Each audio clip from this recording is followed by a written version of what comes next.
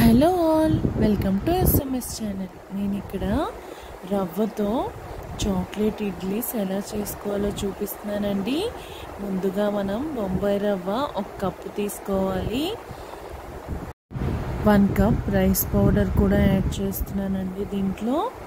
ఇప్పుడు మనం దీంట్లో కొంచెం సాల్ట్ యాడ్ చేసుకొని ఒకసారి బాగా కలుపుకోవాలండి.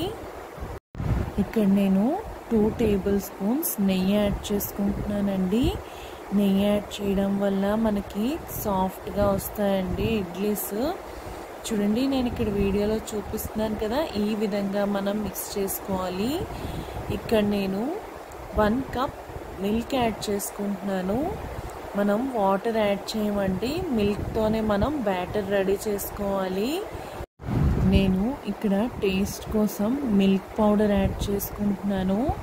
నేను ఇక్కడ 3 table spoons of milk powder add చేసుకున్నానండి.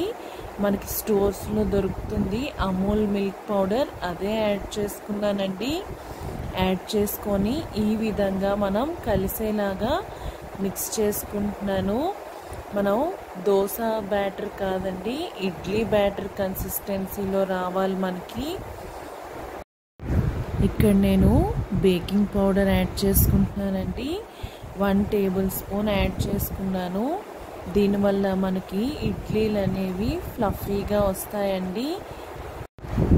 చూడండి, నేను ఇక్కడ చూపిస్తున్నాను కదా, ఈ కన్సిస్టెన్సీలో మనం కలుపుకోవాలి.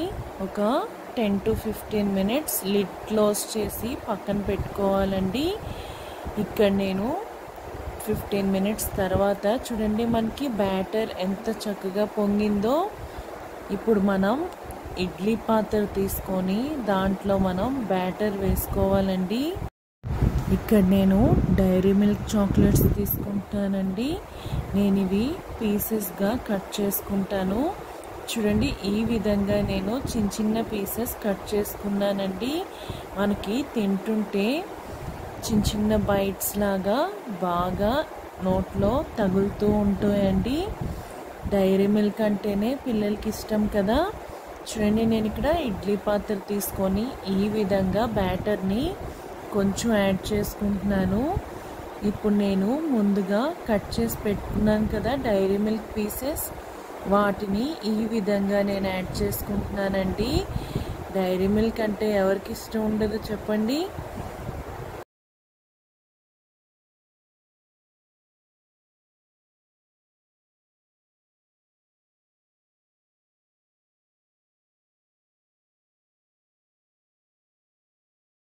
ఇక్కడ నేను ఇడ్లీ పాత్ర తీసుకొని వాటర్ యాడ్ చేసుకున్నాను. బాయిల్ చేసుకోవాలి కదండి ఇప్పుడు మనం అది. ఇప్పుడు ముందుగా రెడీ చేసి పెట్టుకున్న ఇడ్లీ ట్రేస్ని ఇలా పెట్టుకొని దాంట్లో ఒక 15 to 10 మినిట్స్ వరకు బాయిల్ చేసుకోవాలండి. సేమ్ మనం ఇడ్లీ లాగే టైం చూసుకొని ఆపేసేయాలి. కొంతసేపు చల్లారిన తర్వాత ఈ విధంగా మనం తీసేసుకొని సర్వింగ్ ప్లేట్లో పెట్టుకోవాలండి. చాలా బాగా వచ్చాయండి టేస్ట్. మనకి స్వీట్నెస్ కావాలి అనుకుంటే దీంట్లో ఇంకొంచెం మిల్క్ పౌడర్ కానీ షుగర్ కానీ యాడ్ చేసుకోవచ్చు. స్వీట్నెస్కి తగ్గట్టు యాడ్ చేసుకోవాలండి. చూడండి ఎంత చక్కగా ఈ విధంగా నేను ప్లేటింగ్ పెట్టేసుకున్నానండి. మా పిల్లలు ఈలోగా వచ్చి నాకు కూడా కావాలి అని అడుగుతున్నారండి. చూడండి, నేను ఇప్పుడు మీకు ఎలా ఉడికిందో కూడా నేను మీకు చూపిస్తాను. చాలా చక్కగా ఉడికిందండి. టేస్ట్ కూడా చాలా బాగుంది. Thank you for